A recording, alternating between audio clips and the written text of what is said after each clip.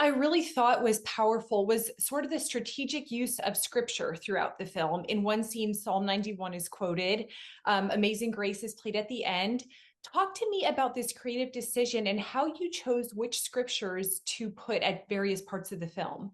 Well, I wanted it to obviously relate to the situation. And the second one, faith is what guided people out there to the unknown. They just leaned on it. There was this promise, but the promise was not enough. You had to go on faith, and people brought their religion with them west. Um, and I don't know. I grew up a Baptist, and church has always been a part of my life. My grandmother, the whole thing. So I don't mind it bleeding into a movie. I don't force it in, but when I think about why people went west, they did. When they said goodbye to the people back east, they never saw them again. So there was just some kind of trust that people needed to lean on because they were often times in situations where they didn't even know what they were doing. They were out of control. They needed faith. Well, you've wanted to make this film since the 80s, and it's such an emotionally powerful film. Did you rely on spirituality or prayer or faith during the creation of this film, just given how long it took to make it? Well, I just trusted that I've had hands over me for sure in my life, and I'm like anybody. I try to force it, right? I try to force things through a force of will, and I've been able to do that a lot in my life. But I've also found that things come in their own time, and it was. Um, I think that's how my career has gone, to be honest. Everything in its own time. I didn't burst on the scene as a teenager. It took me a while. So I trust my journey.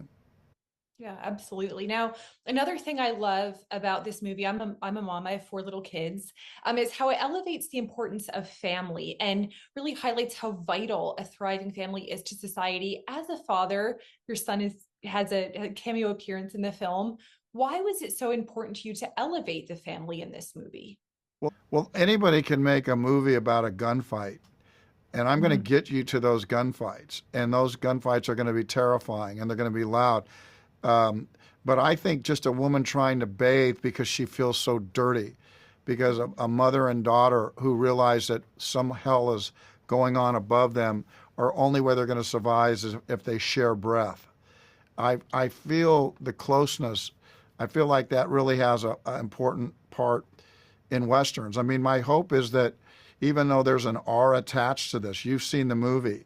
I think a lot of people are going to say, I'm going to bring my son and daughter because they need to understand what their great great grandmothers and grandfathers went through. This it does have violence, but it also has a nobility, a sense of why family is important. When she says goodbye to her son, she has the faith that she will be with him again. Yeah. Those are those violence and humanity can go together. And so that's my hope that while it's an R, you'll decide. But I think a lot of people will say, no, I feel like my daughter should see this.